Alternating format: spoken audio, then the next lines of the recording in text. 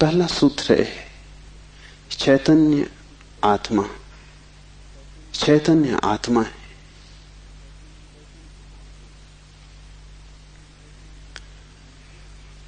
चैतन्य हम सभी हैं, लेकिन आत्मा का हमें कोई पता नहीं चलता। अगर चैतन्य ही आत्मा है तो हम सभी को पता चल जाना चाहिए। हम सब चैतन्य हैं, लेकिन चैतन्य आत्मा है, इसका क्या अर्थ होगा? पहला अर्थ, इस जगत में सिर्फ चैतन्य ही तुम्हारा अपना है। आत्मा का अर्थ होता है अपना, से सब पराया है। शेष कितना ही अपना लगे, पराया है। मित्र हो, परिजन हो, परिवार के लोग हो, धन हो, यश पद प्रतिष्ठा हो, बड़ा साम्राज्य हो, वह सब जिसे तुम कहते हो मेरा, वहां धोखा है, क्योंकि वो सभी मृत्यु तुमसे छीन लेगी। मृत्यु कसौटी है, कौन अपना है कौन पराया है। मृत्यु जिससे तुम्हें अलग कर दे वो पराया था, और मृत्यु तुम्हें जिससे अलग न कर पाए वो अपना था। आत्मा का अर्थ है जो अपना है। लेकिन जैसे ही हम सोचते हैं अपना, वैसा ही दूसरा प्रवेश कर जाता है। अपने का मतलब ही होता है कोई दूसरा जो अपना है। तुम्हें यह ख्याल ही नहीं आता कि तुम्हारे अतिरिक्त तुम्हारा अपना कोई भी नहीं, हो भी नहीं सकता है। और जितनी देर तुम भटके रहोगे इस धारा में कि कोई दूसरा अपना है, उतने दिन व्यर्थ गए, उतना जीवन अकारण बीता। उतना समय तुमने सपने देखे, उतने समय में तुम जाग सकते थे, मोक्ष तुम्हारा होता। तुमने कचरा इकट्ठा किया।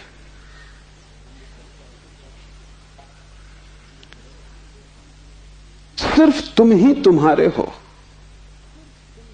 यह पहला सूत्र। मेरे अतिरिक्त मेरा कोई भी नहीं। यह बड़ा क्रांतिकारी सूत्र है, बड़ा समाज विरोधी, क्योंकि समाज जीता इसी आधार पर है कि दूसरे अपने हैं, जाति के लोग अपने हैं, देश के लोग अपने हैं। मेरा देश, मेरी जाति, मेरा धर्म, मेरा परिवार, मेरे का सारा खेल।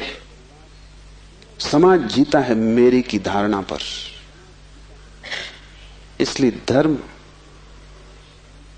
समाज विरोधी तत्व है। धर्म समाज से छुटकारा है, दूसरे से छुटकारा है। और धर्म कहता है कि तुम्हारे अतिरिक्त तुम्हारा और कोई भी नहीं। ऊपर से देखने पर बड़ा स्वार्थी वचन मालूम पड़ेगा, क्योंकि ये बात हुई कि बस हम ही अपने हैं, तो तत्क्षण हमें लगता है ये तो स्वार्थ की बात हुई। ये स्वार्थ की बात नहीं। अगर ये तुम्हें ख्याल में आ जाए तो ही तुम्हारे जीवन में परार्थ और परमार्थ पैदा होगा, क्योंकि जो अभी आत्मा के भाव से ही नहीं भरा है, उसके जीवन में कोई परार्थ और कोई परमार्थ नहीं हो सकता।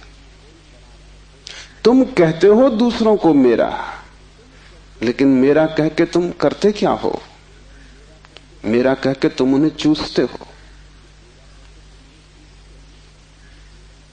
मेरा तुम्हारा शोषण का हिस्सा है, फैलाव है। जिसको भी तुम मेरा कहते हो, तुम उसे गुलाम बनाते हो, तुम उसे अपने परिग्रह में परिवर्तित कर देते हो। मेरी पत्नी, मेरा पति, मेरा बेटा, मेरा पिता, तुम करते क्या हो? इस मेरे के पीछे, इस मेरे के पर्दे के पीछे तुम्हारे संबंध का मूल आधार क्या है? तुम चूसते हो, तुम शोषण करते हो, तुम दूसरे का उपयोग करते हो।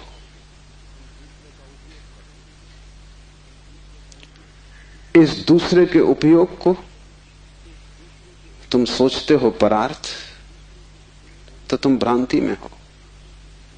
एक सम्राट बूढ़ा हुआ, उसके 3 बेटे थे और वो बड़ी चिंता में था किसको राज्य दे। तीनों ही योग्य और कुशल थे, तीनों ही समान गुणधर्मा थे, इसलिए बड़ी कठिनाई हुई। उसने एक दिन तीनों बेटों को बुलाया और कहा कि पिछले पूरे वर्ष में तुमने जो भी कृत्य महानतम किया हो, एक कृत्य जो पूरे वर्ष में महानतम हो, वो तुम मुझे कहो। बड़े बेटे ने कहा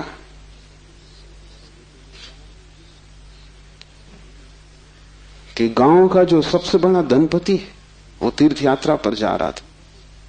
उसने करोड़ों रुपए के हीरे जवाहरात बिना गिने, बिना किसी हिसाब किताब के, बिना किसी दस्तखत लिए मेरे पास रख दिए और कहा कि जब मैं लौट आऊंगा तीर्थ यात्रा से मुझे वापस लौटा देना। चाहता मैं तो पूरे भी पा जा सकता था, क्योंकि न कोई लिखा पड़ी थी न कोई गवाह था। इतना भी न करता तो थोड़े बहुत बहुमूल्य हीरे में बचा लेता तो कोई कठिनाई न थी, क्योंकि उस आदमी ने ना तो गिने थे और ना कोई संख्या रखी थी। लेकिन मैंने सब जैसी की जैसी थैली वापस लौटा दी। पिता ने कहा तुमने भला किया, लेकिन मैं तुमसे पूछता हूं कि अगर तुमने कुछ रख लिए होते तो तुम्हें पश्चाताप, गिलानी, अपराध का भाव पकड़ता या नहीं? उस बेटे ने कहा निश्चित पकड़ता। तो बाप ने कहा इसमें परोपकार कुछ भी ना हुआ, तुम सिर्फ अपने पश्चाताप, अपनी पीड़ा से बचने के लिए ये किए हो। इसमें परोपकार क्या हुआ? हीरे बचाते तो ग्लानि मन को पीड़ा देती, कांटे की तरह चुभती, उस कांटे से बचने के लिए तुमने हीरे वापस दिए। काम तुमने अच्छा किया, ठीक है, लेकिन परोपकार कुछ भी ना हुआ। उपकार तुमने अपना ही किया है। दूसरा बेटा थोड़ी चिंता में पड़ा और उसने कहा कि मैं राह के किनारे से गुजरता था और झील में सांझ के वक्त, जबकि वहां कोई भी न था, एक आदमी डूबने लगा। चाहता तो मैं अपने रास्ते चला जाता, सुना अनसुना कर देता, लेकिन मैंने तत्क्षण छलांग मारी, अपने जीवन को खतरे में डाला और उस आदमी को बाहर निकाला। बाप ने कहा तुमने ठीक किया, लेकिन अगर तुम चले जाते और ना निकालते तो क्या उस आदमी की मृत्यु सदा तुम्हारा पीछा न करती? तुम अनसुनी कर देते ऊपर से, लेकिन भीतर तो तुम सुन चुके थे उसकी चीत्कार आवाज कि बचाओ। क्या सदा सदा के लिए उसका प्रेत तुम्हारा पीछा न करता?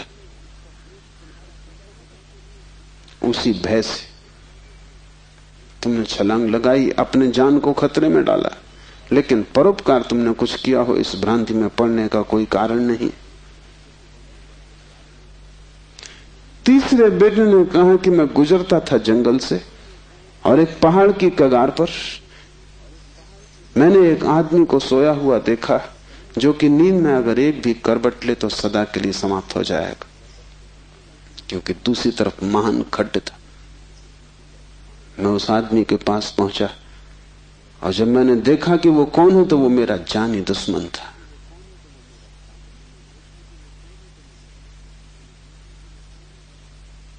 मैं चुपचाप अपने रास्ते पे जा सकता था।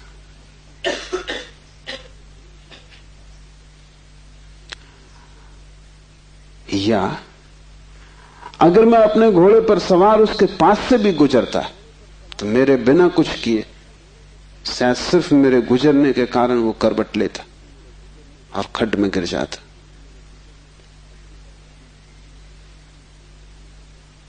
लेकिन मैं आहिस्ते से जमीन पर सरकता हुआ उसके पास पहुंचा कि कहीं मेरी आहट में वो गिर न जाए।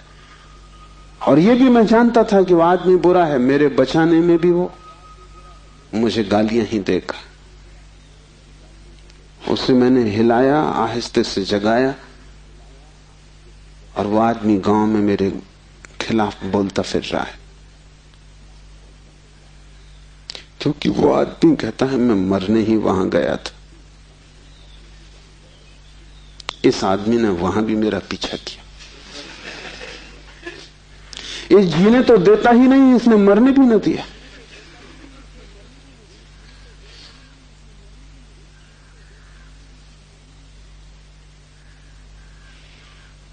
पिता ने कहा तुम दोस्त से बेहतर हो, लेकिन परोपकार ये भी नहीं। क्यों? क्योंकि तुम अहंकार से फूले नहीं समा रहे हो कि तुमने कुछ बड़ा कार्य कर दिया। बोलते हो तो तुम्हारी आंखों की चमक और हो जाती, कहते हो तो तुम्हारा सीना फूल जाता है। और जिस कृत्य से अहंकार निर्मित होता हो वो परोपकार न रहा। बड़े सूक्ष्म मार्ग से तुमने अपने अहंकार को उससे भर लिया। तुम सोच रहे हो तुम बड़े धार्मिक हो, परोपकारी हो, तुम इन दो से बेहतर हो। लेकिन मुझे राज्य के मालिक के लिए किसी तीसरे की ही तलाश, चौथे की ही तलाश करनी पड़ेगी। जब तुम परोपकार करते हो तब तुम कर नहीं सकते, क्योंकि जिसे अपना ही पता नहीं है वो परोपकार करेगा कैसे?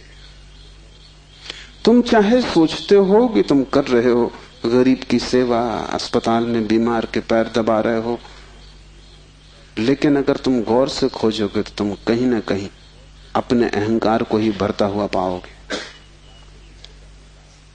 और अगर तुम्हारा अहंकार ही सेवा से भरता है तो सेवा भी शोषण है। आत्मज्ञान के पहले कोई व्यक्ति परोपकारी नहीं हो सकता, क्योंकि स्वयं को जाने बिना इतनी बड़ी क्रांति हो ही नहीं सकती। मैंने सुना है कि मुल्ला नसरुद्दीन की पत्नी उससे झगड़ रही और कह रही थी कि मामला क्या है, एक दफा साफ हो जाना चाहिए। तुम मेरे सभी रिश्तेदारों को नफरत और घृणा क्यों करते हो?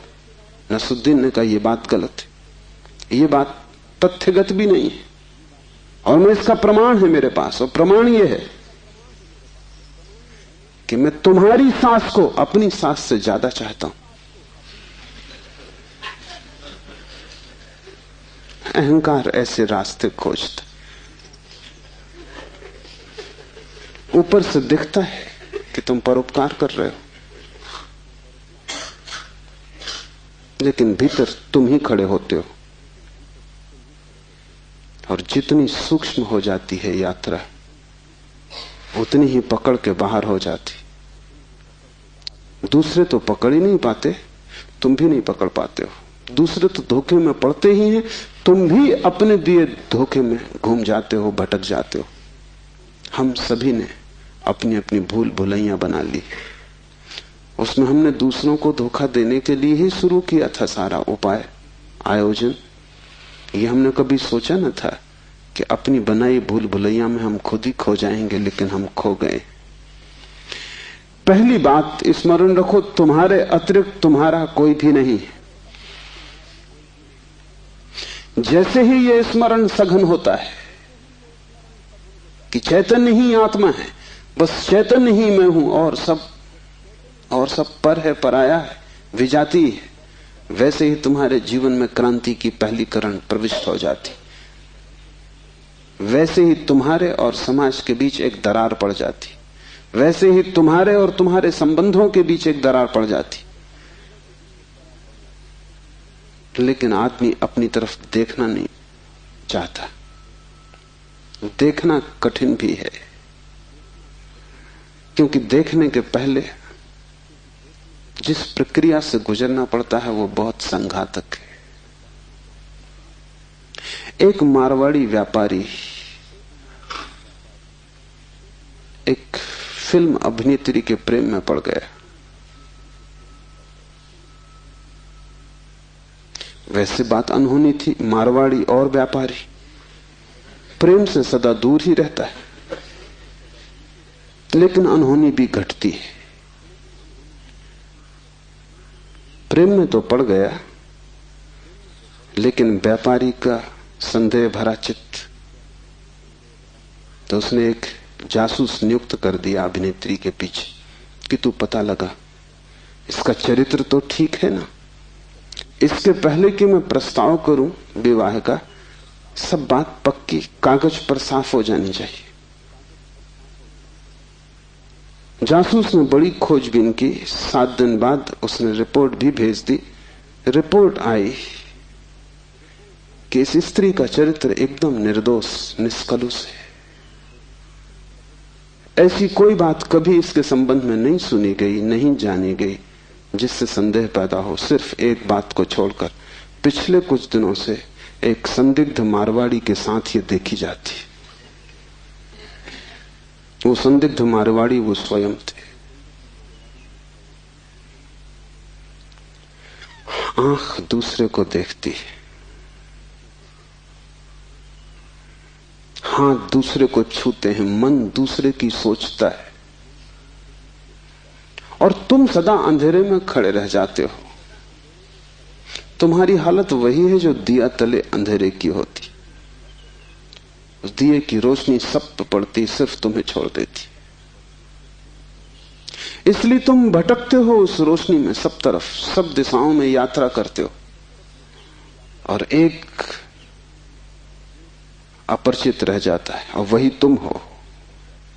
यह पहला सूत्र है, चैतन्य आत्मा। इस सूत्र को गहरे बीज की तरह अपने हृदय में उतर जाने दो। व्यर्थ है सारे जगत की यात्रा अगर तुम अपने से अपरिचित रह गए। अगर स्वयं को न जान पाए और सब भी जान लिया, तो वो सारा ज्ञान भी इकट्ठे जोड़ में अज्ञान सिद्ध होगा। अगर अपने को न देख पाए और सारा जगत देख डाला, चांद तारे छान डाले, तो भी तुम अंधे ही रहोगे, क्योंकि आंख तो उसी को मिलती है जो स्वयं को देख लेता है। ज्ञान तो उसी को मिलता है जो स्वयं से परिचित हो जाता है, जो चैतन्य के स्वप्रकाश में नहा लेता है, वही पवित्र है। और कोई तीर्थ नहीं है, चैतन्य तीर्थ है। और चैतन्य तुम्हारा स्वभाव है, उससे तुम क्षण भर को भी पार नहीं गए हो, लेकिन दिया तले अंधेरा है। तुम उससे दूर जा भी नहीं सकते, चाहो तो भी, लेकिन भ्रम पैदा हो सकता है कि तुम बहुत दूर चले गए हो। तुम सपना देख सकते हो संसार में, लेकिन सपना सत्य नहीं हो सकता। सत्य तो सिर्फ एक बात है, वो है तुम्हारा चैतन्य स्वभाव। चैतन्य आत्मा है, तो पहली तो बात कि मेरा सिवाय चैतन्य के और कोई भी नहीं। ये भाव तुम में सघन हो जाए तो सन्यास का जन्म हुआ, क्योंकि मेरे अतिरिक्त भी मेरा कोई हो सकता है, यही भाव संसार है। इसलिए पहले सूत्र में बड़ी क्रांति है। पहली चिंगारी शिव फेंकते हैं तुम्हारी तरफ, और वो ये है कि तुम जान लो कि तुम ही बस तुम्हारे हो, बाकी कोई तुम्हारा नहीं। इससे बड़ा विषाद मन को पकड़ेगा, क्योंकि तुमने दूसरों के साथ बड़े संबंध बना रखे, बड़े सपने संजो रखे, दूसरों के साथ तुम्हारी बड़ी आशाएं जुड़ी हैं। मां देख रही है कि बेटा बड़ा होगा, बड़ी आशाएं जुड़ी हैं।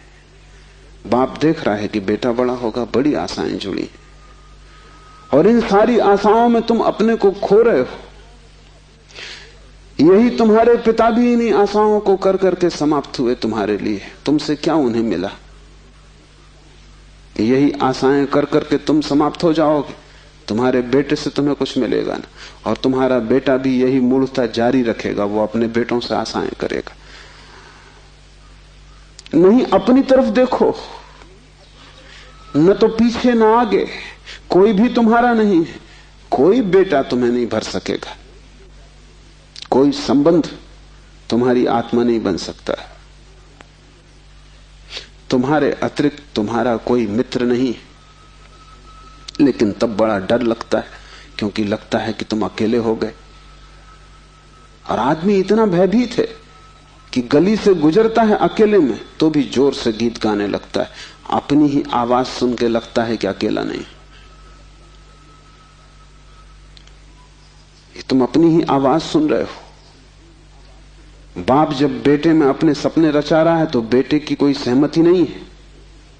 ये बाप खुद ही अकेले में सीटी बजा रहा है, इसलिए दुखी होगा कल, क्योंकि इसने जिंदगी भर सपने रचाए और ये सोचता है कि बेटा भी यही सपने देख रहा है। ये गलती में, बेटा अपने सपने देखेगा, तुम अपने सपने देख रहे हो, तुम्हारे बाप ने अपने सपने देखे थे, ये कहीं मिलते नहीं। हर बाप दुखी मरता है। क्या कारण होगा? क्योंकि जो जो सपने वो बांधता है वो सभी सपने बिखर जाते हैं।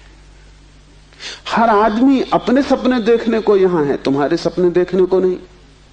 और तुम्हें अगर चाहिए कि एक आत्म स्थिति उपलब्ध हो जाए, एक तृप्ति मिले, तो तुम सपने किसी और के साथ मत बांधना, अन्यथा तुम भटकोगे। संसार का इतना ही अर्थ है कि तुमने अपने सपनों की नाव दूसरों के साथ बांध रखी। संन्यास का अर्थ है कि तुम जाग गए और तुमने एक बात स्वीकार कर ली, कितनी ही कष्टकर हो, कितनी ही दुखपूर्ण मालूम पड़े प्रथम, और कितना ही संघातक पीड़ा अनुभव हो, कि तुम अकेले हो। सब संग साथ झूठा है। इसका यह अर्थ नहीं कि तुम भाग जाओ हिमालय, क्योंकि जो हिमालय की तरफ भाग रहा है उसे अभी संग साथ सार्थक है, झूठा नहीं हुआ। क्योंकि जो चीज झूठ हो गई उससे भागने में भी कोई सार्थकता नहीं। कोई भी सुबह जाग के भागता तो नहीं कि सपना झूठा है, भागूं इस घर से। सपना झूठा हो गया, बात खत्म हो गई, उसमें भागना क्या है? लेकिन एक आदमी है जो भाग रहा है पत्नी से, बच्चों से।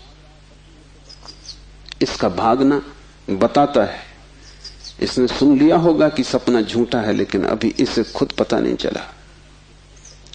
कल तक ये पत्नी की तरफ भागता था, पत्नी की तरफ पीठ करके भागता है, लेकिन दोनों ही अर्थों में पत्नी सार्थक थी।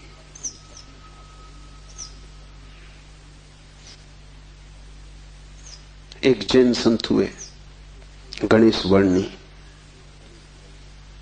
वर्षों पहले उन्होंने पत्नी त्याग दी। साधु पुरुष थे। कोई 20 वर्ष त्याग के बाद काशी में थे, तब खबर आई कि पत्नी मर गई।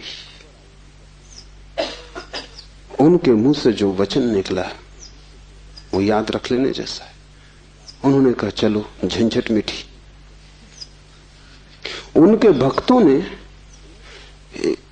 इस वचन का अर्थ लिया कि बड़ी वीतरागता है। थोड़ा सोचो तो साफ हो जाएगा कि वीतरागता बिल्कुल नहीं, क्योंकि जिस पत्नी को 20 साल पहले छोड़ दिया उसकी झंझट अभी कायम थी तो ही मिट सकती है। गणित बिल्कुल सीधा और साफ है। ये पत्नी जो 20 साल पहले छोड़ दी, किसी न किसी तरह छाया की तरह पीछे चल रही होगी, ये मन में कहीं सवार होगी। इसका उपद्रव कायम था। 20 साल भी इसके उपद्रव को मिटा नहीं पाए थे छोड़ने के बाद। ये मन सतत सोचता रहा होगा, पक्ष में विपक्ष में। पत्नी के मरने पर यह वचन कि चलो झंझट मिटी, पत्नी के संबंध में कुछ भी नहीं बताते, सिर्फ पति के संबंध में बताते कि यह आदमी भाग तो गया छोड़कर, लेकिन छोड़ ना पाया।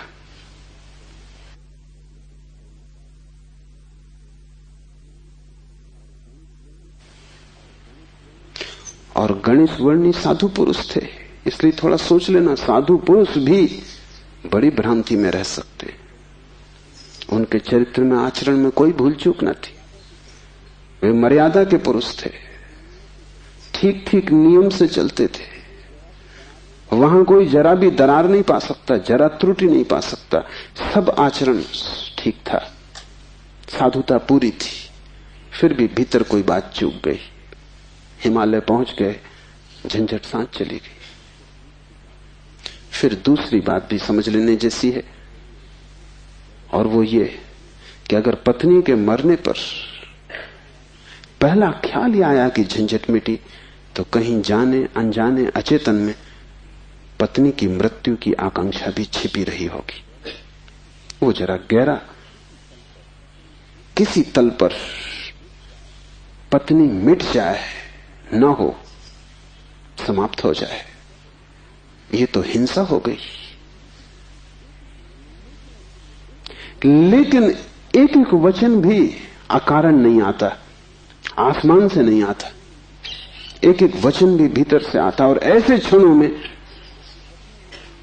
जबकि पत्नी मर गई इसकी खबर आई हो, तुम ठीक ठीक अपने रोजमर्रा के व्यवसायी होश में नहीं होते हो, तब तुमसे जो बात निकलती है वो ज्यादा सही होती। घंटे भर बाद तुम्हें मौका मिल जाएगा, तुम खुद ही सोच समझ के लीप पोता कर लोगे, तुम फिर जो कहोगे वो बात झूठी हो जाएगी। लेकिन तत्क्षण उस क्षण में वर्णी चूक गए। वो जो 20 साल से उन्होंने चारों तरफ साधुता का व्यवस्था कर रखी थी, उस क्षण में भूल गए। जब वर्णी को ऐसा घट सकता है तो तुम्हें तो सहज ही घट सकता है। भागने से कुछ भी ना होगा, भाग कर कोई भी कभी भाग नहीं पाया। लेकिन भक्त इसको न देख पाएंगे। उन्होंने तो वर्णी की कथा में इसको बड़े बहुमूल्य वचन की तरह संग्रहित किया है, ये सोच के कि देखो आदमी कैसा वीतराग है।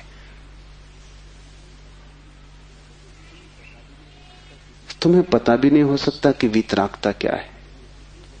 तुम राग में जीते हो, तुम्हें विराग समझ में आता है, तुमसे जो विपरीत है वो समझ में आता है। तुम जानते हो कि तुम पत्नी को छोड़ के नहीं जा सकते, और ये आदमी छोड़ के चला गया, ये आदमी तुमसे बड़ा है। ये तुमसे विपरीत है, लेकिन तुमसे भिन्न नहीं। तुम पैर के बल खड़े हो, यह आदमी सिर के बल खड़ा है, लेकिन तुम्हारे मन में और इसके मन में रत्ती भर भी फर्क नहीं। खोज के देखो, तुम सभी सोचते हो कि पत्नी झंझट। तुम एक आध ऐसा पति पा सकते हो जो कहे पत्नी झंझट नहीं। पत्नी के सामने मत पूछना, एकांत में अकेले। मुल्ला नसरुद्दीन ने मुझे कहा है कि मैं भी कभी सुखी था, लेकिन ये मुझे पता ही तब चला जब मैंने विवाह कर लिया, और तब फिर बहुत देर हो चुकी थी।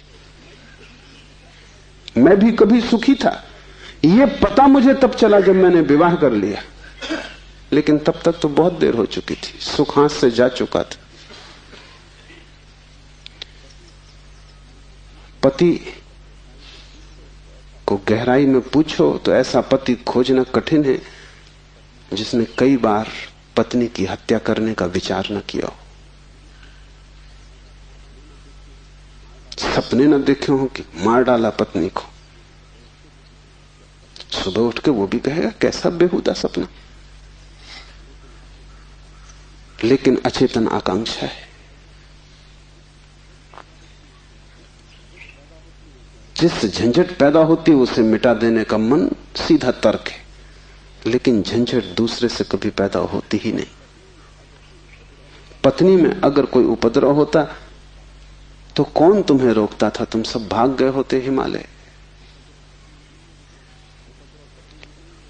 उपद्रव पत्नी में नहीं है, क्योंकि तुम हिमालय जाके फिर पत्नी खोज लोगे। उपद्रव तुम्हारे भीतर है। तुम अकेले नहीं रह सकते, तुम्हें कोई दूसरा चाहिए। अकेले में तुम डरते हो, कोई दूसरा, तब तुम निश्चिंत मालूम पड़ते हो। क्यों? दूसरे की मौजूदगी से आश्वासन मिलता है। दुख में सुख में कोई साथी है, जीवन में मृत्यु में कोई साथी है। लेकिन अकेलापन स्वभाव है, और जिस व्यक्ति ने यह अनुभव कर लिया कि आत्मा ही बस मेरी है, उसने अपने अकेलेपन को अनुभव कर लिया। भागने की कोई भी जरूरत नहीं तो झंझट पीछे चली जाएगी। तुम जहां हो वहीं रहना, रत्ती भर भी बाहर कोई फर्क करने की आवश्यकता नहीं है। लेकिन भीतर तुम अकेले हो जाना। भीतर तुम कैवल्य को अनुभव करना कि मैं अकेला हूं, कोई संगी साथी नहीं। और ये तुम दोहराना मत, क्योंकि दोहराने की कोई जरूरत नहीं कि रोज सुबह बैठ के तुम दोहराओ कि मैं अकेला हूं, कोई संगी साथी नहीं। इससे कुछ भी ना होगा। ये दोहराना तो सिर्फ यही बताएगा कि तुम्हें अभी ख्याल नहीं हुआ। इसे समझना, ये तथ्य है कि तुम अकेले हो। समझने में अड़चन है, वही तपश्चर्या है। तप का अर्थ नहीं है कि तुम धूप में खड़े हो जाओ। आदमी को छोड़ के सभी पशु पक्षी धूप में खड़े, उनमें से कोई भी मोक्ष नहीं चला जा रहा है। और तप का अर्थ ये नहीं है कि तुम भूखे खड़े हो जाओ, अनशन कर लो, उपवास कर दो, क्योंकि आधी दुनिया वैसे ही भूखी मर रही है। कोई उपवास करके मोक्ष नहीं पहुंच जाता है। शरीर को गला दो, जला दो, उससे कुछ हल नहीं है। वो सिर्फ आत्महिंसा है और महानतम पाप है। और सिर्फ मूढ़ उस पाप में उतरते हैं। जिन्हें थोड़ा भी बोध है वो ऐसी नासमझियां ना करेंगे। दूसरे को भूखा मारना अगर गलत है तो खुद को भूखा मारना सही कैसे हो सकता है? दूसरे को सताना अगर हिंसा है तो खुद को सताना अहिंसा कैसे हो सकती है? सताने में हिंसा है, किसको तुम सताते हो इससे क्या फर्क पड़ता है? जो हिम्मतवर है वो दूसरे को सताते हैं, जो कमजोर है वो खुद को सताते हैं। क्योंकि दूसरे को सताने में एक खतरा है, दूसरा बदला लेगा। खुद को सताने में वो खतरा भी नहीं है, कौन बदला लेगा? कमजोर अपने को सताते हैं। तुमने कभी ख्याल किया, अगर पुरुष नाराज हो जाए तो वो पत्नी को पीटता, अगर पत्नी नाराज हो वो खुद को पीटती। ये जो पत्नी है ये साधुओं का प्रतीक है। कमजोर अपने को पीट लेता, क्या करे? ताकतवर दूसरे को पीटता है, क्योंकि उसमें खतरा तो है ही कि दूसरा क्या करेगा कौन जाने। कमजोर आत्महिंसक हो जाता है और ताकतवर परहिंसक होता है। और धार्मिक वो है जो अहिंसक, न वो दूसरे को सताता है न खुद को सताता है। सताने की बात ही व्यर्थ है। तपश्चर्या का अर्थ है कि तुमने ये सत्य स्वीकार कर लिया कि तुम अकेले हो, कोई उपाय नहीं है संगी साथी का। तुम कितना ही चाहो, कितनी ही आंखें बंद करो, सपने देखो, तुम अकेले ही रहोगे। जन्मों जन्मों से तुमने घर बसाए, परिवार बसाए, मिटाए, लेकिन तुम अकेले ही रहे हो। तुम्हारे अकेलेपन में रत्ती भर फर्क नहीं पड़ता। जिसने ये जान लिया, स्वीकार कर लिया कि मैं अकेला हूं, उसके लिए इंगित है इस सूत्र में चैतन्य आत्मा है, वही तुम्हारा और कोई तुम्हारा नहीं। और दूसरी बात इस सूत्र में है, वो है चैतन्य। आत्मा कोई सिद्धांत नहीं है कि तुम शास्त्र में पढ़ो और मान लो। आत्मा कोई जैसे गुरुत्वाकर्षण का सिद्धांत है, ऐसा कोई सिद्धांत नहीं है। आत्मा एक अनुभव है, सिद्धांत नहीं। और अनुभव है चैतन्य की तीव्रता का। इसलिए तुम जितने चैतन्य होते जाओगे उतनी ही तुम्हें आत्मा का पता चलेगा। तुम जितने बेहोश होते चले जाओगे उतना ही तुम्हें अपना पता नहीं चलेगा। और तुम करीब करीब बेहोश हो। जो आत्मा को जानना चाहता है उसे किसी दर्शन शास्त्र की जरूरत नहीं है, उसे चैतन्य को जगाने की प्रक्रिया चाहिए, उसे विधि चाहिए जिससे वो ज्यादा चेतन हो जाए। जैसे कि आग को तुम उकसाते हो, राख जम जाती, तुम उकसा देते हो, राख झड़ जाती, अंगारे झलकने लगते। ऐसी तुम्हें कोई प्रक्रिया चाहिए जिससे तुम्हारी राख झड़े और अंगारा चमके, क्योंकि उसी चमक में तुम पहचानोगे कि तुम चैतन्य हो। और जितने तुम चैतन्य हो उतने ही तुम आत्मवान हो। जिस दिन तुम पाओगे कि मैं परम चैतन्य हूं, उस दिन तुम परमात्मा हो। तुम्हारी चेतना की मात्रा ही तुम्हारी आत्मा की मात्रा होगी। लेकिन अभी तुम करीब करीब बेहोश हो, अभी करीब करीब तुम जैसे शराब पिए हो। अभी तुम चल रहे हो, उठ रहे हो, काम कर रहे हो, लेकिन जैसे नींद में। होश तुम्हें नहीं है। कभी तुमने ख्याल किया, किताब पढ़ते वक्त तुम पूरा पेज पढ़ जाते हो, तब तुम्हें ख्याल आता है, अरे मैं पूरा पेज पढ़ भी गया और एक शब्द याद नहीं। तुमने कैसे पढ़ा होगा पूरा पेज? तुम पढ़ सकते हो सोए सोए, मन कहीं और रहा होगा, तुम पढ़ गए, तब तुम्हें होश पता चला कि ये तो पूरा पेज व्यर्थ गया। तुम कई बार रास्ते से चलते हो, तुम पूरा रास्ता चल जाते हो, तब तुम्हें ख्याल आता है कि तुम चल रहे हो। तुम काम करते हो और तुम्हें पता नहीं चलता कि तुम कर रहे हो। तुम बेहोशी में जी रहे हो और चैतन्य आत्मा है, और तुम पूछते हो क्या आत्मा है? तुम चाहते हो कोई प्रमाण दे, तुम चाहते हो कोई सिद्ध करे, कोई तर्क से तुम्हें समझा दे तो तुम भी मान लो, नहीं तो तुम नास्तिक हो जाओगे। नास्तिकता बेहोशी का सहज परिणाम है, आस्तिकता होश का फल। जितना तुम्हारा होश बढ़ेगा तो जरूरत नहीं है कि तुम मानो कि आत्मा है, क्योंकि कई ना समझ मान रहे हैं, उससे कुछ हल नहीं होता। इस मुल्क में तो सभी मानते हैं कि आत्मा है, लेकिन इससे क्या फर्क पड़ता है? तुम्हारे जीवन में कोई क्रांति इससे आती नहीं। शायद तुम इसलिए मान लेते हो कि हजारों साल से दोहराया जा रहा है, सुनते सुनते तुम्हारे कान पक गए, सुनते सुनते तुम भूल ही गए हो कि संबंध में सोचना भी है। सुनते सुनते पुनरुक्ति से आदमी सम्मोहित हो जाता है। एक ही बात बार बार दोहराई चली जाए तो तुम भूल जाते हो कि वो संदेह किया जा सकता है, विचार किया जाता है। और फिर आत्मा है, इससे तुम्हें बड़ा संतोष भी मिलता है। शरीर मरेगा ये तुम्हें पता है, आत्मा नहीं मरेगी इससे बड़ी हिम्मत बनती है। और आत्मा कभी नहीं मरेगी, अग्नि उसे जलाएगी नहीं, शस्त्र उसे छेदेंगे नहीं, मृत्यु उसका कुछ बिगाड़ ना सकेगी। इससे तुम्हें बड़ी सांत्वना मिलती, पर सांत्वना सत्य नहीं है। आत्मा को कोई न तो स्वीकार कर सकता है सिद्धांत की तरह, और न पुनरुक्ति की तरह कोई सम्मोहित हो सकता है। आत्मा को तो केवल वही लोग जान पाते हैं जो चैतन्य को बढ़ाते हैं। इस तरह जियो कि तुम पर राख इकट्ठी ना हो, इस तरह जियो कि तुम्हारे भीतर का अंगारा जलता रहे, प्रकाशित हो। इस तरह जियो कि प्रति क्षण तुम होश में रहो, बेहोश नहीं। मुल्ला नसरुद्दीन को बच्चा पैदा हुआ, पहला ही लड़का था। नसरुद्दीन बड़ा खुश हुआ, अपने खास मित्र को बुलाया, खुशी मनाने दोनों शराब घर में गए। क्योंकि तुम एक ही खुशी जानते हो, बेहोशी। ये बड़े मजे की बात है। शिव, बुद्ध, महावीर, वे सब चिल्ला चिल्ला के कहते हैं कि दुनिया में एक ही आनंद है, वो है होश। और तुम एक ही सुख जानते हो, वो है बेहोशी। या तो तुम ठीक हो या वो ठीक है, दोनों तो ठीक नहीं हो सकते। मुल्ला नसरुद्दीन सीधा शराब घर गया, बजाय अस्पताल जाने के पहले बेटे को देखता। उसने कहा कि पहले जरा आनंद कर लें, कितने दिनों का सपना पूरा हुआ। डट के दोनों पी गए। जब दोनों पी के पहुंचे अस्पताल और कांच की खिड़की में से बेटे को देखा तो मुल्ला रोने लगा। उसने अपने मित्र से कहा, पहली तो बात मेरे जैसा मालूम नहीं होता।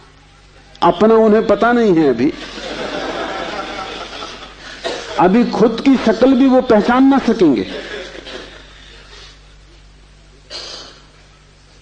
लेकिन मेरा जैसा नहीं मालूम होता। और दूसरी बात, बड़ा छोटा दिखाई पड़ता है। इतने छोटे बच्चे को लेकर करेंगे भी क्या? ये बचेगा? मित्र ने कहा, मत घबराओ, जब मैं पैदा हुआ था तो मैं भी 3 ही पाउंड का था। नसरुद्दीन ने कहा, फिर तुम बचे?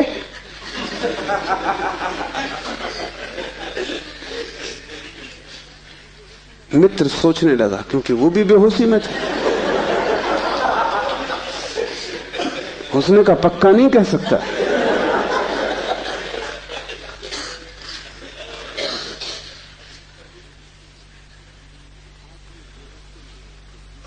आदमी बेहोशी में है, उसके जीवन का सारा परिप्रेक्ष्य, उसकी सारी दृष्टि उसकी बेहोशी से भर जाती, सब धुआं धुआं हो जाता। तुम कुछ भी ठीक से नहीं देख पाते, और तुम एक ही सुख जानते हो कि जब तुम अपने को भूल जाते हो, चाहे सिनेमा हो, चाहे संगीत हो, चाहे सेक्स हो, जहां भी तुम अपने को भूल जाते हो वहीं तुम कहते हो बड़ा सुख आया। भूलने को तुम सुख कहते हो, विस्मरण को? कारण है, क्योंकि जब भी तुम होश से भरते हो तुम सिवाय दुख के अपने जीवन में कुछ भी नहीं पाते। इसलिए जब भी तुम देखते हो जीवन को, जरा ही सजग हो के तुम पाते हो दुख दुख, कुरूपता चारों तरफ।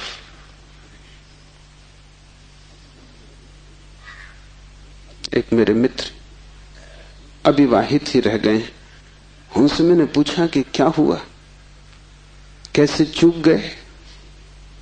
तो उन्होंने कहा कि बड़ी अड़चन आई। जिस स्त्री को मैं प्रेम करता था, जब मैं शराब पी लेता तब वो मुझे सुंदर मालूम पड़ती, तब मैं शादी करने को राजी, लेकिन तब वो राजी नहीं। और जब मैं होश में होता तब मैं राजी नहीं, तब वो राजी होती थी। इसलिए चूक गए, कोई उपाय ना हुआ, मेल ना हो सका। तुम जब भी आंख खोल कर देखोगे सब तरफ कुरूपता और दुख पाओगे। जब तुम बेहोश होते हो तब सब ठीक लगता है। इसलिए तुम्हें तकलीफ मालूम पड़ती, चैतन्य आत्मा असंभव। इसलिए दुख से गुजरना होगा। उसको ही तपश्चर्या कहा है। जब कोई व्यक्ति जागना शुरू करता है तो पहले तो उसे दुख में से ही गुजरना होगा, क्योंकि तुमने जन्मों जन्मों तक दुख अपने चारों तरफ निर्मित किए हैं। कौन उनसे गुजरेगा तुम अगर न गुजरे तो? इसको हमने कर्म कहा है। कर्म का कुल इतना ही अर्थ है कि जन्मों जन्मों तक हमने चारों तरफ दुख निर्मित किए, जाने अनजाने हमने दुख की फसल बोई है, काटेगा कौन? तो जब भी तुम होश में आते हो तुम्हें फसल दिखाई पड़ती बड़ी लंबी, इस खेत से तुम्हें गुजरना पड़ेगा। डर के मारे तुम वहीं बैठ जाते हो, फिर आंख बंद करके शराब पी लेते हो कि ये तो बहुत झंझट का काम है। लेकिन जितनी तुम शराब पीते हो उतनी ये फसल बढ़ती जाती। हर जन्म तुम्हारे कर्म की श्रृंखला में कुछ और जोड़ जाता है, घटाता नहीं। तुम और भी गर्त में उतर जाते हो, नरक और करीब आ जाता है। होश से भरोगे तो पहला तो घटना ये घटने ही वाली है कि तुम्हारे जीवन में चारों तरफ दुख दिखाई पड़ेगा, नरक, क्योंकि तुमने वो निर्मित किया है। और अगर तुमने हिम्मत रखी, साहस रखा और तुम उस दुख से गुजर गए, तो जिस दुख से तुम सचेतन रूप से गुजर जाओगे वो फसल कट गई। उन दुखों से तुम्हें न गुजरना पड़ेगा फिर। और अगर एक बार तुम सारी दुख की श्रृंखला से गुजर जाओ, कर्म की श्रृंखला से, क्योंकि वो तुम्हारी आत्मा के चारों तरफ बंधी हुई जंजीरें, अगर तुम उन सब से गुजर जाओ और होश न खो और हिम्मत जारी रखो कि कोई फिक्र नहीं, जितना दुख मैंने पैदा किया है मैं गुजरूंगा, मैं अंत तक जाऊंगा। मैं उस प्रथम घड़ी तक जाना चाहता हूं जब मैं निर्दोष था और दुख की यात्रा शुरू न हुई थी, जब मेरी आत्मा परम पवित्र थी और मैंने कुछ भी संग्रह न किया था दुख का। मैं उस समय तक प्रवेश करूंगा ही, चाहे कुछ भी परिणाम हो, कितना ही दुख, कितनी ही पीड़ा। अगर तुमने इतना साहस रखा तो आज नहीं कल दुख से पार होकर तुम उस जगह पहुंच जाओगे जहां शिव का सूत्र तुम्हें समझ में आएगा, चैतन्य आत्मा है। और एक बार तुम अपने भीतर के चैतन्य में प्रतिष्ठित हो जाओ, फिर तुमसे कोई दुख पैदा नहीं होता, क्योंकि बेहोश आदमी अपने चारों तरफ दुख पैदा करता है। तुमने देखा है शराबी को चलते हुए रास्ते पर वो कैसा डगमगाता है? ऐसी तुम्हारी जिंदगी है। कहीं पैर रखते हो कहीं पड़ता है, कहीं जाना चाहते हो कहीं पहुंच जाते हो, कुछ करना चाहा था कुछ और ही हो जाता है, कुछ कहने निकले थे कुछ और ही कह के घर लौट आते हो। इसे तुम रोज देख रहे हो, फिर भी तुम समझ नहीं पाते कि क्यों हो रहा है। तुम गए थे किसी से क्षमा मांगने और झगड़ा करके वापस आ गए। होश में हो तुम बात प्रेम की कर रहे थे, दुश्मनी हो गई।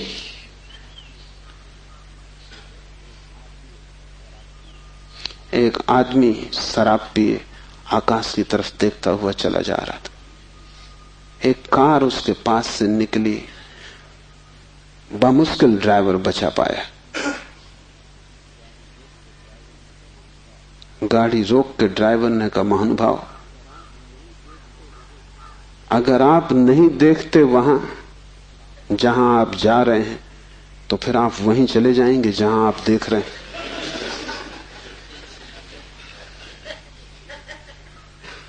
और हम सब, हमें कुछ पता भी नहीं कि हम कहां जा रहे हैं, क्यों जा रहे हैं, कहां देख रहे हैं, क्यों देख रहे हैं,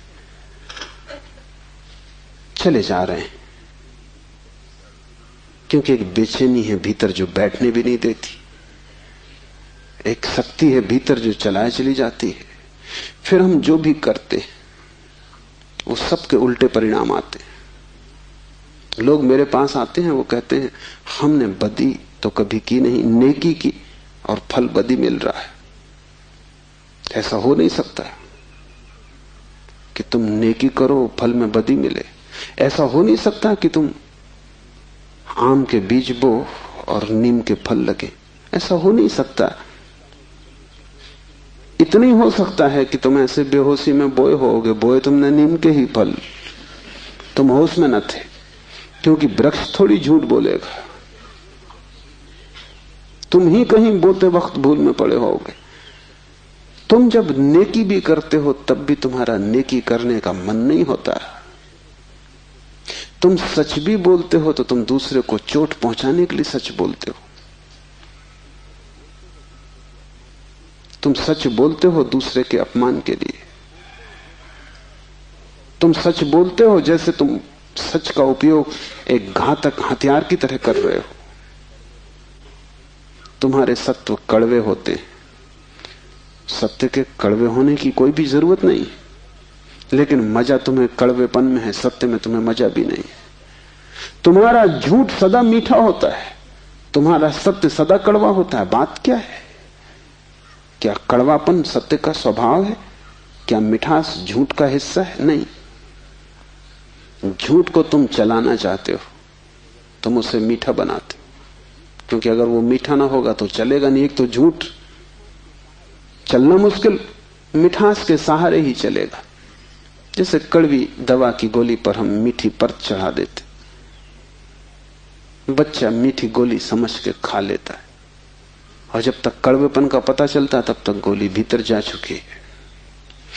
तुम झूठ को मीठा बनाते हो क्योंकि तुम झूठ चलाना चाहते हो। तुम सत्य को कड़वा बनाते हो क्योंकि सत्य से तुम केवल चोट करना चाहते हो, उसको चलाना नहीं चाहते। तुम सत्य बोलते ही तब हो जब तुम सत्य का इस तरह उपयोग कर सको कि वो झूठ से बदतर साबित हो, तभी तुम बोलते हो। तुम बेहोश हो, तुम्हारे कृत्यों का तुम्हें कुछ पता नहीं है कि तुम क्या कर रहे हो। इसे थोड़ा होश पूर्वक देखना शुरू करो। जो तुम बोलना चाहते हो वही बोले, या तुम कुछ और बोल गए? क्या तुमने यही सोचा था बोलने के लिए जो तुम बोले? मार्क ट्वेन लौटता था एक रात, उसकी पत्नी ने पूछा, घर आया तो पत्नी ने पूछा कैसा रहा व्याख्यान? वो व्याख्यान देने गया था। उसने कहा कौन सा व्याख्यान? जो मैंने तैयार किया था वो, या जो मैंने वहां दिया वो, या जो मैं चाहता था कि देता वो? कौन सा व्याख्यान? एक तो आदमी तैयार करता है और एक आदमी फिर जो देता है, उसमें बड़ा फर्क है। और फिर एक जो घर लौटते वक्त तो सोचता है दिया होता है। वो तीनों अलग अलग हैं। होश में हो। सब निशाने तुम्हारे चूक जाते हैं। तुम्हारी जिंदगी में कभी भी कोई निशाना लगा? आंख बंद करके भी आदमी तीर चलाता रहे तो कभी ना कभी निशाना लगेगा। मैंने सुना है कि अगर बंद घड़ी भी दीवार पर टंगी रहे तो 24 घंटे में 2 बार सही समय बताएगी। तुम्हारी जिंदगी में ऐसा भी नहीं आया कि 2 बार भी तुमने सही समय बताया होता। तुम बंद घड़ी से गए बीते हो। अंधेरे में भी आदमी तीर चलाता रहे तो कभी ना कभी निशान तो लग जाएगा। तुम खुली आंख से होश में प्रकाश में तीर चलाते हो कभी निशाने पे नहीं लगता। क्या बात होगी। मुल्ला नसरुद्दीन को बड़ा शौक था हिरन की शिकार करने का। तीसरी बार जब वो शिकार करने जंगल पहुंचा और जंगल के विश्राम गृह में उसने अपना सामान रखा और तैयारी की, और जब सूटकेस खोला तो उसमें एक बड़ी फोटो रखी थी और पत्नी ने उस फोटो के नीचे लिखा था, मुल्ला, हिरन इस तरह का होता है। उन्हें शिकार का शौक था लेकिन हिरन का पता नहीं था। तुम कुछ भी मार मूर के घर आ जाओगे, हिरन ठीक से फोटो देख लेना। तुम सब जगह चूक गए हो, वही तुम्हारे जीवन का दुख है। और चूकने का कुल कारण है कि तुम होश में नहीं हो। इसलिए जो भी करो होश पूर्वक करो। उठो तो भी होश पूर्वक, चलो तो भी होश पूर्वक। महावीर ने कहा है विवेक से चलो, विवेक से बैठो, विवेक से भोजन करो, विवेक से बोलो, विवेक से सो तक। महावीर से कोई पूछता है कि साधु कौन, तो महावीर ने कहा जो अमूर्छित है। और असाधु कौन, तो महावीर ने कहा जो मूर्छित है, जो सोया सोया जी रहा है वो असाधु, जो जागा जागा जी रहा है वो साधु। यही शिव कह रहे हैं, चैतन्य आत्मा। चैतन्य को बढ़ाओ, धीरे धीरे आत्मा की झलक तुम्हारे जीवन में आनी निश्चित है। दूसरा सूत्र है ज्ञानम बंधा। ज्ञान बंध है। बड़ी हैरानी का सूत्र है। ज्ञान के बहुत अर्थ हैं। एक तो जब तक तुम इस ज्ञान से भरे हो कि मैं हूं, तब तक तुम अज्ञान में रहोगे, क्योंकि मैं अज्ञान है, अहंकार अज्ञान है। जिस दिन तुम आत्मा से भरोगे उस दिन हूंपन तो रहेगा, मैंपन नहीं रहेगा। मैं हूं, इसमें से मैं तो कट जाएगा, सिर्फ हूं रहेगा। इसे थोड़ा प्रयोग करके देखो। कभी किसी वृक्ष के नीचे शांत बैठकर खोजो कि तुम्हारे भीतर मैं कहां है। तुम कहीं भी ना पाओगे। हूं तो तुम सब जगह पाओगे, मैं तुम कहीं भी ना पाओगे। सब जगह तुम्हें अस्तित्व मिलेगा, लेकिन अस्तित्व के साथ अहंकार तुम्हें कहीं भी ना मिलेगा। अहंकार तुम्हारी निर्मिति है, वो तुम्हारा बनाया हुआ है, वो झूठा है, वो असत्य है, उससे ज्यादा अप्रामाणिक और कुछ भी नहीं। वो काम चलाऊ है, उसकी संसार में जरूरत है, लेकिन उसकी सत्य में कहीं भी कोई स्थान नहीं। तो एक तो मैं हूं, ये ज्ञान बंध का कारण है। मेरा बोध हूपन का बोध नहीं। हूपन का बोध तो शुद्ध है, उसमें कोई सीमा नहीं है। जब तुम कहते हो हूं, तो तुम्हारे हूं में और वृक्ष के हूं में कोई फर्क होगा? तुम्हारे हूं में और मेरे हूं में कोई फर्क होगा? जब तुम सिर्फ हो तो नदियां, पहाड़, वृक्ष सभी एक हो गए। जैसे ही मैंने कहा मैं, वैसे ही मैं अलग हुआ। जैसे ही मैंने कहा मैं, वैसे ही तुम टूट गए, पर हो गए, अस्तित्व से मैं पृथक हो गया। हूंपन ब्रह्म है और मैं मनुष्य की अज्ञान दशा है। जब तुम जानते हो कि सिर्फ हूं, तब तुम्हारे भीतर केंद्र नहीं होता, तब सारा अस्तित्व एक हो जाता है। तब तुम उस लहर की तरह हो जो सागर में खो गई। अभी तुम उस लहर की तरह हो जो जम के बर्फ हो गई है, सागर से टूट गई है। ज्ञानम बंधा। पहला तो ज्ञान बंध है, इस बात का ज्ञान कि मैं हूं। दूसरा ज्ञान बंध है वो सब ज्ञान जो तुम बाहर से इकट्ठा कर लिए हो, जो तुमने शास्त्रों से चुराया है, जो तुमने सद्गुरुओं से उधार लिया है, जो तुम्हारी स्मृति है, वो सब बंधन है। उससे तुम्हें मुक्ति ना मिलेगी। इसलिए तुम पंडित से ज्यादा बंधा हुआ आदमी ना पाओगे। मेरे पास सब तरह के लोग आते, सब तरह के मरीज, उसमें पंडित से ज्यादा कैंसर ग्रस्त कोई भी नहीं। उसका इलाज नहीं, वो ला इलाज है। उसकी तकलीफ यह है कि वो जानता है, इसलिए न वो सुन सकता न वो समझ सकता। तुम उससे कुछ बोलो, इसके पहले कि तुम बोलो उसने उसका अर्थ कर लिया है। इसके पहले कि वो तुम्हें सुने उसने व्याख्या निकाल ली। शब्दों से भरा हुआ चित्त जानने में असमर्थ हो जाता है। वो इतना ज्यादा जानता है बिना कुछ जाने, क्योंकि सब जाना हुआ उधार है। शास्त्र से अगर ज्ञान मिलता होता तो सभी के पास शास्त्र है, ज्ञान सभी को मिल गया होता।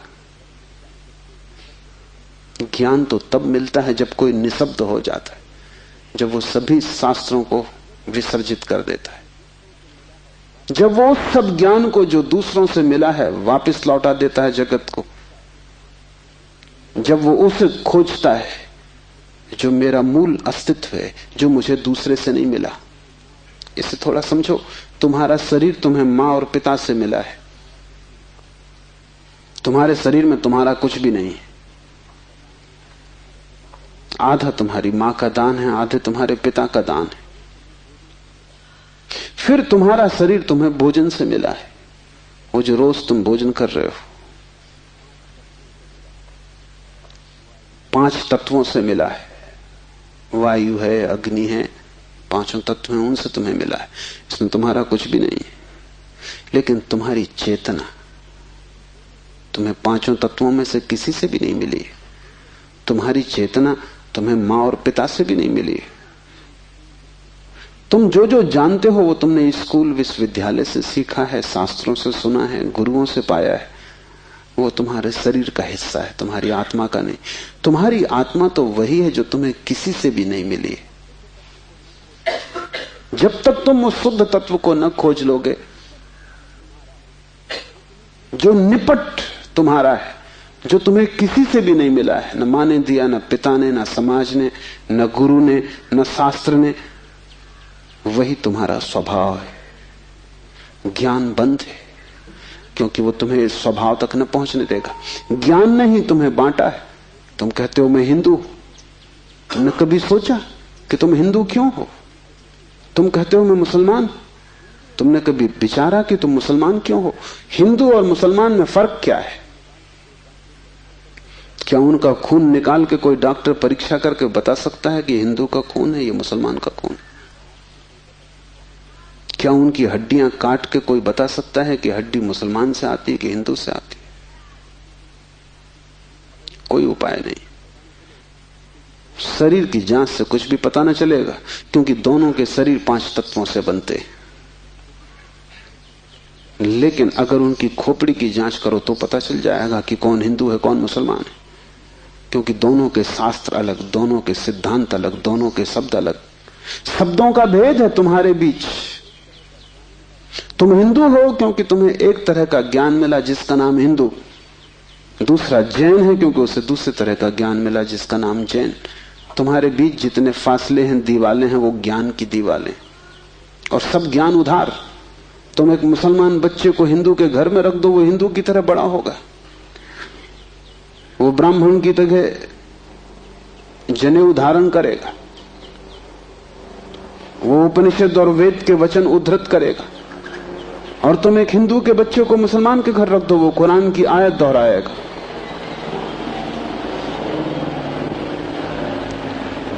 ज्ञान तुम्हें बांटता है, क्योंकि ज्ञान तुम्हारे चारों तरफ एक दीवार खींच देता है, और ज्ञान तुम्हें लड़ाता है, और ज्ञान तुम्हारे जीवन में वैमनस्य और शत्रुता पैदा करता है। थोड़ी देर को सोचो, अगर तुम्हें कुछ भी ना सिखाया जाए कि तुम हिंदू हो या मुसलमान या जैन या पारसी, तो तुम क्या करोगे? तुम बड़े होगे एक मनुष्य की भांति। तुम्हारे बीच कोई दीवार ना होगी। दुनिया में कोई 300 धर्म है, 300 कारागृह है, और हर आदमी पैदा होते से एक कारागृह या दूसरे कारागृह में डाल दिया जाता है। और पंडित पुरोहित बड़ी चेष्टा करते हैं कि बच्चे पर जल्दी से जल्दी कब्जा हो जाए। उसको वो धर्म शिक्षा कहते, उससे ज्यादा अधर्म और कुछ भी नहीं। वो उसको धर्म शिक्षा कहते हैं। 7 साल के पहले बच्चे को पकड़ लें, क्योंकि 7 साल का बच्चा अगर बड़ा हो गया तो फिर पकड़ना रोज रोज मुश्किल होता जाएगा। और बच्चे को अगर थोड़ा भी बोध आ गया तो फिर वो सवाल उठाने लगेगा, और सवालों का जवाब पंडितों के पास बिल्कुल नहीं है। पंडित सिर्फ मूढ़ों को तृप्त कर पाते हैं। जितनी कम बुद्धि का आदमी हो, पंडित से उतनी जल्दी तृप्त हो जाता है। वो एक प्रश्न पूछता, उत्तर मिल जाता है। तुम जाते हो पंडित से पूछते हो संसार को किसने बनाया, वो कहता भगवान ने। तुम प्रश्न घर लौटाते हो बिना पूछे कि भगवान को किसने बनाया। अगर तुम दूसरा प्रश्न पूछते, पंडित नाराज हो जाता, क्योंकि उसका उसे भी पता नहीं, किताब में वो लिखा नहीं। और फिर झंझट की बात है, परमात्मा को किसने बनाया। फिर तुम पूछते ही चले जाओगे, वो कोई भी जवाब दे, तुम पूछोगे उसको किसने बनाया। अगर गौर से देखो तो तुम्हारे पहले सवाल का जवाब दिया नहीं गया है। पंडित ने तुम्हें सिर्फ संतुष्ट कर दिया क्योंकि तुम बहुत बुद्धिमान नहीं हो। और बच्चे अबोध, उनका अभी तर्क नहीं जगा, विचार नहीं जगा, अभी वो प्रश्न नहीं पूछ सकते। अभी तुम जो भी कचरा उनके दिमाग में डाल दो वो उसे स्वीकार कर लेंगे। बच्चे सभी को स्वीकार कर लेते हैं क्योंकि वो सोचते हैं जो भी दिया जा रहा है वो सभी ठीक है। बच्चा ज्यादा सवाल नहीं उठा सकता, सवाल उठाने के लिए थोड़ी प्रौढ़ता चाहिए। इसलिए सभी धर्म बच्चों की गर्दन पकड़ लेते हैं और फांसी लगा देते हैं। फांसी बड़ी सुंदर है। किसी के गले में बाइबल लटकी है, किसी के गले में समयसार लटका है, किसी के गले में कुरान लटकी है, किसी के गले में गीता लटकी। ये इतने प्रीतिकर बंधन है कि इनको छोड़ने की हिम्मत फिर जुटानी बहुत मुश्किल है। और जब भी तुम इन्हें छोड़ना चाहोगे एक खतरा सामने आ जाएगा, क्योंकि इन्हें छोड़ा तो तुम अज्ञानी। क्योंकि जैसे तुम इनको छोड़ोगे तुम पाओगे मैं तो कुछ जानता नहीं, बस ये किताब सारी संपदा है, इसको संभालो। अपने अज्ञान को छिपाने का यही तो एक उपाय है। लेकिन अज्ञान छिपने से अगर मिटता होता तो बड़ी आसान बात हो गई होती। अज्ञान छिपने से बढ़ता है, जैसे कोई अपने घाव को छिपा ले, उससे कुछ मिटेगा नहीं, घाव और भीतर भीतर बढ़ेगा, मवाद पूरे शरीर में फैल जाएगी। शिव कहते हैं ज्ञान बंद है, ज्ञान सीखा हुआ, ज्ञान उधार, ज्ञान दूसरे से लिया हुआ बंधन का कारण है। तुम उस सब को छोड़ देना जो दूसरे से मिला है, तुम उसकी तलाश करना जो तुम्हें किसी से भी नहीं मिला, तुम उसकी खोज में निकलना, उस चेहरे की खोज में जो तुम्हारा है। तुम्हारे भीतर छिपा हुआ एक झरना है चैतन्य का, जो तुम्हें किसी से भी नहीं मिला, जो तुम्हारा स्वभाव है, जो तुम्हारी निज संपदा है, निजत्व है, वही तुम्हारी आत्मा है। तीसरा सूत्र है योनि वर्ग और कला शरीर है। योनि से अर्थ है प्रकृति, इसलिए हम स्त्री को प्रकृति कहते हैं। स्त्री शरीर देती है, वो प्रकृति की प्रतीक है। और कला का अर्थ है कर्ता का भाव। एक ही कला है, वो कला है संसार में उतरने की कला, और वो है कर्ता का भाव। इन दो चीजों से मिलकर तुम्हारा शरीर निर्मित होता है। तुम्हारे कर्ता का भाव, तुम्हारा अहंकार, और प्रकृति से मिला हुआ शरीर। अगर तुम्हारे भीतर कर्ता का भाव है तो तुम्हें योग्य शरीर प्रकृति देती चली जाएगी। इसी तरह तुम बार बार जन्मे हो। कभी तुम पशु थे, कभी पक्षी थे, कभी वृक्ष थे, कभी मनुष्य। तुमने जो चाहा है वो तुम्हें मिला है। तुमने जो आकांक्षा की है, तुमने जो कर्तृत्व की वासना की है, वही घट गया है। तुम्हारे कर्तृत्व की वासना घटना बन जाती है, विचार वस्तुएं बन जाते। इसलिए बहुत सोच विचार के वासना करना, क्योंकि सभी वासनाएं पूरी हो जाती हैं देर अबेर। अगर तुम बहुत बार देखते हो आकाश में पक्षी को और सोचते हो कैसी स्वतंत्रता पक्षी को, खास हम पक्षी होते, देर न लगेगी, जल्दी तुम पक्षी हो जाओ। तुम अगर देखते हो एक कुत्ते को संभोग करते हुए और तुम सोचते हो कैसी स्वतंत्रता, कैसा सुख, जल्दी ही तुम कुत्ते हो जाओगे। तुम जो भी वासना अपने भीतर संग्रहित करते हो वो बीज बन जाती। प्रकृति तो केवल शरीर देती है, कलाकार तो तुम ही हो, स्वयं को निर्माण करने वाले। अपने शरीर को तुमने ही बनाया है, ये कलाकार थे।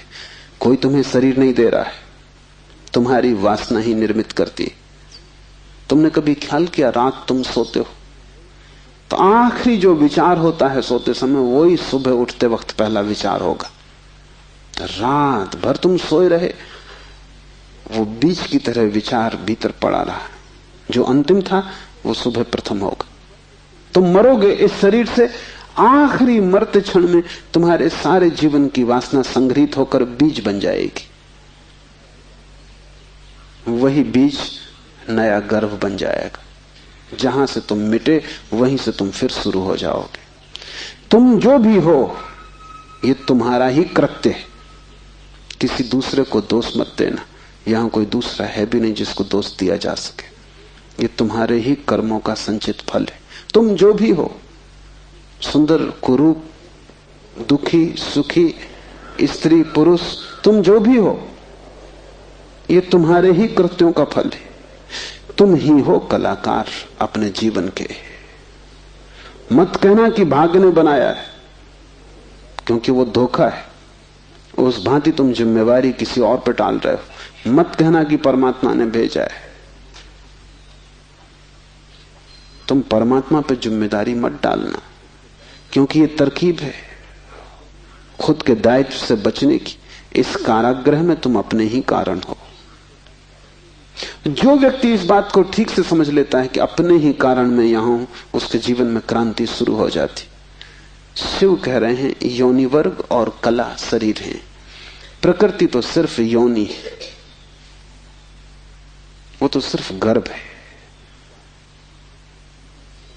तुम्हारा अहंकार उस योनि में बीज बनता है। तुम्हारे कर्तृत्व का भाव कि मैं ये करूं, मैं ये पाऊं, मैं ये हो जाऊं, उसमें बीज बनता है। और जहां भी तुम्हारे कर्तृत्व की कला और प्रकृति की योनि का मिलन होता है, शरीर निर्मित हो जाता है। इसलिए बुद्ध पुरुष कहते हैं सभी वासनाओं को छोड़ दो, तभी तुम मुक्त हो सकोगे। तुमने अगर स्वर्ग की वासना की तो तुम देवता हो जाओगे, लेकिन वो भी मुक्ति ना होगी, क्योंकि वासनाओं से कभी भी अशरीर की स्थिति पैदा नहीं होती। सभी वासनाओं से शरीर निर्मित होते हैं। जब तक तुम निर्वासना को उपलब्ध नहीं हो, जब तक तृष्णा तुमने पूरी ही नहीं छोड़ दी, तब तक तुम नए शरीरों में भटकते रहोगे। और शरीर के ढंग अलग हों, शरीर की मौलिक स्थिति एक ही जैसी है। शरीर के दुख समान है, चाहे पक्षी का शरीर हो चाहे आदमी का शरीर हो, दुखों में कोई भेद नहीं है। क्योंकि मौलिक दुख है आत्मा का शरीर में बंध जाना। मौलिक दुख है कारागृह में प्रविष्ट हो जाना। फिर कारागृह की दीवारें वर्तुलाकार हैं कि त्रिकोण हैं कि चौकोन हैं, उससे कोई हल नहीं होता, उससे कुछ फर्क नहीं पड़ता है। तुम भला सोचते हो फर्क पड़ता है। एक मेरे मित्र हैं, ड्राइंग के शिक्षक हैं, उन्हें जेल हो गई। लौटे 3 साल बाद तो मैंने उनसे पूछा कैसे रहे दिन, कैसे कटे दिन। उन्होंने कहा और तो सब ठीक था, लेकिन मेरी कोठरी के कोने 90 कोण के नहीं थे। वो ड्राइंग के शिक्षक हैं, उनकी बुद्धि वो 90 कोण के नहीं थे कोठरी के कोने।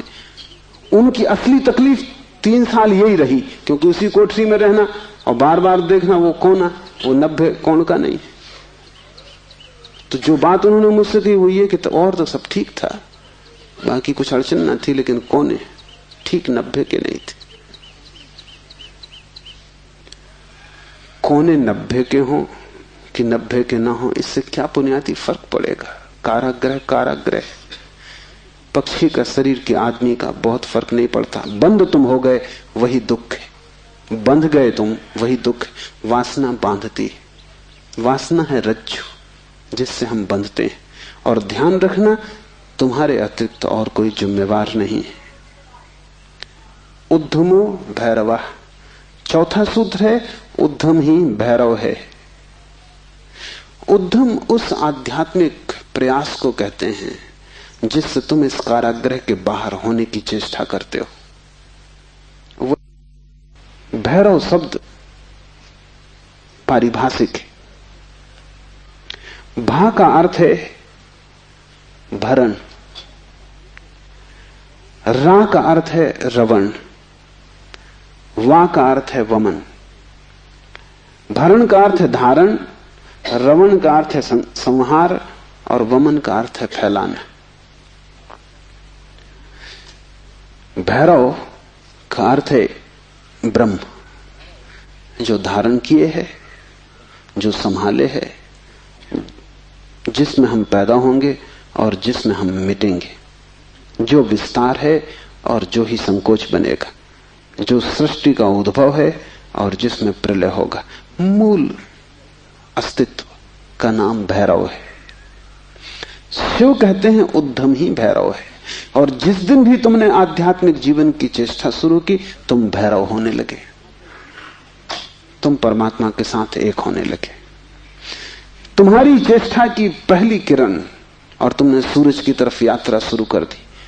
पहला ख्याल तुम्हारे भीतर मुक्त होने का,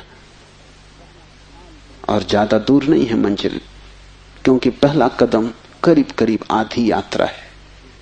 उद्धम भैरव है।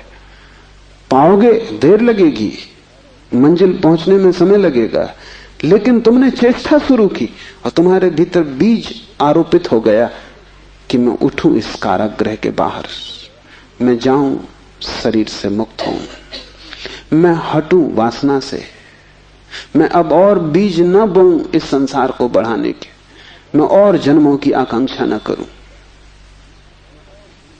तुम्हारे भीतर जैसे ही ये भाव सघन होना शुरू हुआ कि अब मैं मूर्छा को तोड़ूं और चैतन्य बनूं, वैसे ही तुम भैरव होने लगे, वैसे ही तुम ब्रह्म के साथ एक होने लगे। क्योंकि वस्तुतः तो तुम एक हो ही, सिर्फ तुम्हें स्मरण आ जाए। मूलतः तो तुम एक हो ही,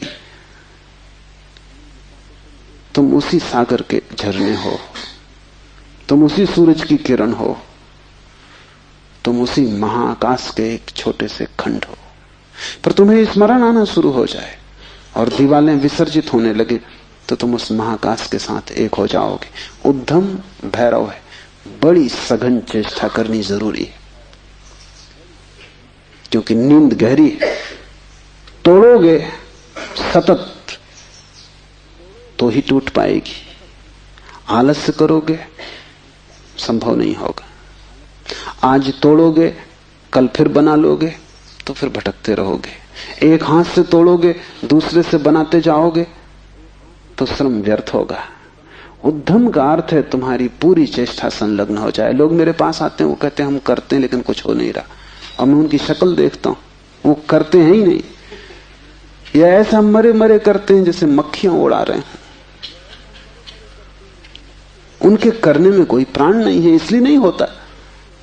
लेकिन वो आते ऐसे हैं जैसे कि वो परमात्मा पर कोई बड़ी कृपा कर रहे हैं कि करते हैं और नहीं हो रहा, तो शिकायत लेके आए कि कहीं कुछ गड़बड़ हो रही, कहीं कोई अन्याय हो रहा है, कि दूसरों को हो रहा है हमें नहीं हो रहा। इस जगत में अन्याय होता ही नहीं। इस जगत में जो भी होता है न्याय है, क्योंकि यहां कोई आदमी नहीं बैठा है न्याय अन्याय करने को। जगत में तो नियम है, उन्हीं नियमों का नाम धर्म है। तुम अगर इस क्षेत्र से चले गिरोगे, टांग टूट जाएगी, तो तुम जाके अदालत में ये नहीं कहोगे कि गुरुत्वाकर्षण के कानून पर एक मुकदमा चलाता हूं, तो अदालत कहेगी तुम तिरछे मत चलते। गुरुत्वाकर्षण तुम्हें गिराने में उत्सुक नहीं है, न तुम्हें संभालने में उत्सुक है। तुम जब सीधे सीधे चलते हो वही तुम्हें संभालता है, जब तुम तिरछे चलते हो वही तुम्हें गिराता है। न गिराने की उसकी कोई आकांक्षा है, न संभालने की। तटस्थ है जगत का नियम। उस तटस्थ नियम का नाम धर्म है। उसको हिंदुओं ने रित कहा है।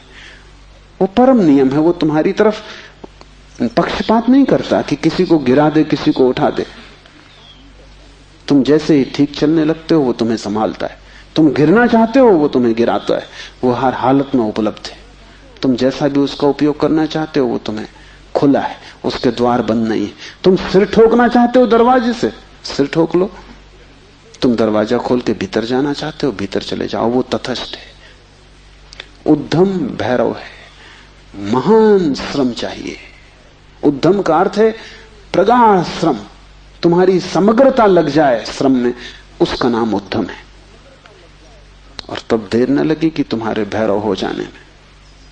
शक्ति चक्र के संधान से विश्व का संहार हो जाता है, 5वां सूत्र है। और अगर तुमने ठीक उद्यम किया, अगर तुमने अपनी संपूर्ण ऊर्जा को संलग्न कर दिया चेष्टा में, सत्य की खोज, परमात्मा की खोज या आत्मा की खोज में, तो तुम्हारे भीतर जो शक्ति का चक्र है वो पूर्ण हो जाता है। अभी तुम्हारे भीतर शक्ति का चक्र पूर्ण नहीं है, कटा बटा है। वैज्ञानिक कहते हैं कि बुद्धिमान से बुद्धिमान आदमी भी अपनी 15% से ज्यादा प्रतिभा का उपयोग नहीं करता। 85% प्रतिभा ऐसे ही सड़ जाती। ये तो बुद्धिमान आदमी की बात है, बुद्धू का क्या हिसाब, वो तो शायद करते ही नहीं। हम अपने शरीर की भी ऊर्जा का पूरा उपयोग नहीं करते, 5% ज्यादा से ज्यादा। तो अगर हम मंदे मंदे जीते, अगर हमारा दिया टिमटिमाता टिमटिमाता लगता है, तो कसूर किसका है? तुम जीते ही नहीं पूरी तरह। जैसे तुम जीने से भी भयभीत हो कि लपट कहीं जोर से ना आ जाए, तुम डरे डरे हो, तुम कपते कपते जीते हो, तो फिर शक्ति का जो चक्र है तुम्हारे भीतर वो पूरा नहीं हो पाता। तो तुम्हारी गाड़ी ऐसे चलती जैसे कभी कार को तुमने देखा हो, पेट्रोल कभी आता कभी नहीं आता, कभी कचरा आता, तो कार ऐसे चलती जैसे हिचकी खा रही हो। बस ऐसा तुम्हारा जीवन है, हिचकी खाते तुम चलते हो। जरा जरा सी शक्ति के खंड खंड आते हैं, अखंड शक्ति नहीं हो पाती। जिस चीज में भी तुम अपनी पूरी शक्ति लगा दोगे, वो कोई भी हो चीज, अगर तुम चित्र बनाते हो और चित्रकार हो और तुमने अपनी पूरी शक्ति को चित्र बनाने में लगा दिया, पूरी कि रत्ती भर बाकी ना बची, तो तुम वहीं से मुक्त हो जाओगे, क्योंकि वही उद्यम पूर्ण होते ही भैरव हो जाता है।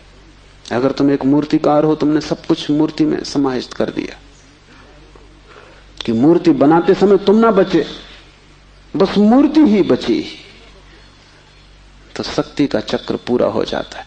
जब तुम पूरी शक्ति को निमज्जित करते हो किसी भी कृत्य में, वही ध्यान हो जाता है। भैरव निकट, मंदिर पास आ गया। 5वां सूत्र है, शक्ति चक्र के संधान से विश्व का संहार हो जाता है। और जब भी तुम्हारी शक्ति का चक्र पूरा होता है, टोटल, समग्र, अंश अंश नहीं, पूर्ण, उसी क्षण तुम्हारे लिए विश्व समाप्त हो गया। तुम्हारे लिए फिर कोई संसार नहीं, तुम परमात्मा हो गए, तुम भैरव हो गए, तुम मुक्त हो। फिर तुम्हारे लिए न कोई बंधन है, न कोई शरीर है, न कोई संसार है। पूर्ण शक्ति का प्रयोग स्मरण रखना। इस समाधि साधना शिविर में अगर तुमने पूरी शक्ति को लगाया, ऐसे ही ऊपर ऊपर नहीं ध्यान किए, पूरी शक्ति लगा दी, तो तुम अनुभव करोगे कि जिस क्षण शक्ति पूरी लग जाएगी, उसी क्षण, फिर क्षण भर की देर नहीं लगती, अचानक संसार खो जाता है, परमात्मा सामने आ जाता है। तुम्हारी शक्ति का पूरा लग जाना ही तुम्हारे जीवन की क्रांति हो जाती। फिर संसार की तरफ पीठ, परमात्मा की तरफ मुंह हो जाता है। इसकी तुम्हें एक झलक भी मिल जाए तो फिर तुम वही ना हो सकोगे जो तुम पहले थे। उसकी एक झलक काफी, फिर तुम्हारा जीवन उसी यात्रा में संलग्न हो जाए। तो ध्यान रखना, यहां पूरा अपने को डुबाना तो ही कुछ हो सकेगा। अगर तुमने थोड़ा भी अपने को बचाया तो तुम्हारा श्रम व्यर्थ है। जब तक श्रम उद्यम ना बन जाए, पूर्ण टोटल एफर्ट ना बन जाए, तब तक भैरव की उपलब्धि नहीं। आज इतना ही।